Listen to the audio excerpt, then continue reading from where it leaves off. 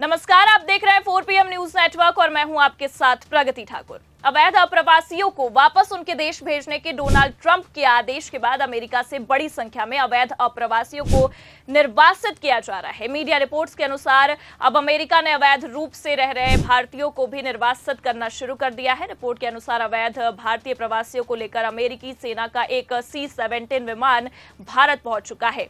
अभी तक अमेरिका द्वारा दक्षिण अमेरिकी देशों के अवैध अप्रवासियों को निर्वासित किया जा रहा था, लेकिन अब भारत के अवैध अप्रवासियों पर भी कार्रवाई शुरू हो गई है।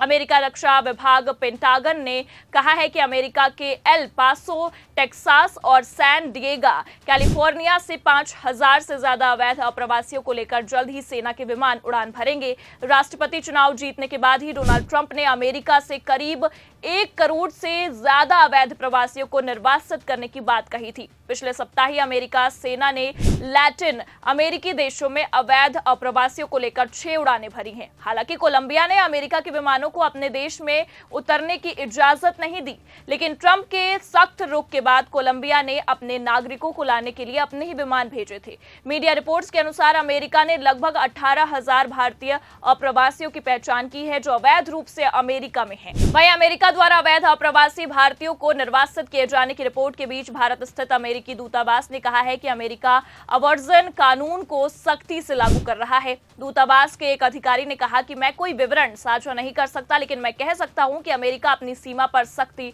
कर रहा है, अवर्जन कानून को सख्त कर रहा है और अवैध प्रवासियों को हटा रहा है। और उन्होंने कहा कि ये कार्रवाइयां एक स्पष्ट संदेश देती हैं कि अवैध प्रवास जोखिम के लायक नहीं है। पिछले महीने भारतीय विदेश मंत्रालय ने कहा था कि वो अवैध अव्रजन का विरोध करता है और अमेरिका में अवैध रूप से रह रहे भारतीयों को वापस लेने के लिए तैयार है, बशर्ते उनकी राष्ट्रीयता सत्यापित है।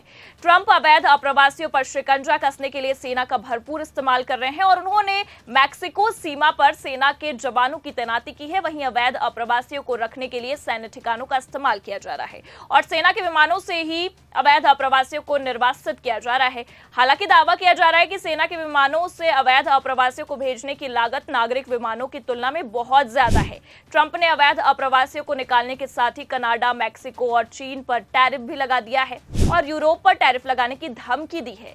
आपको बता दें कि अमेरिका में अवैध तरीके से घुसे 104 भारतीयों को डिपोर्ट किया गया है। दोपहर करीब 2:30 बजे तक यूएस मिलिट्री का विमान C-17 इन्हें लेकर अमृतसर एयरपोर्ट पर एयरफोर्स के एयरबेस पर लैंड किया। ये फ्लाइट मंगलवार दोपहर को सैन एंटोनियो से रवाना हुई थी। इन लोगों में 33 गुजरात के लोग भी शामिल हैं। डोनाल्ड ट्रंप ने अमेरिकी राष्ट्रपति का पद संभालते हुए अवैध तरीके से रह रहे बाहरी लोगों को डिपोर्ट करने के आदेश दिए थे। इस लिस्ट में हरियाणा के 33 और पंजाब के 30 और चंडीगढ़ के 2 लोग हैं। इसके अलावा कुछ परिवार भी हैं जिनमें 8 से 10 साल के बच्चे भी हैं। हालांकि एयरपोर्ट पर सुरक्षा में लगे अधिकारियों के मुताबिक इनमें कोई कुख्यात अपराधी नहीं है। वहीं एयरपोर्ट के अंदर और बाहर पंजाब पुलिस व CISF के जवानों को तैनात किया गया है। पंजाब सरकार की तरफ से कुछ बसें भी एयरपोर्ट परिसर में खड़ी की गई हैं, जिनसे डिपोर्ट किए भारतीयों को उनके घरों की तरफ रवाना किया जाएगा।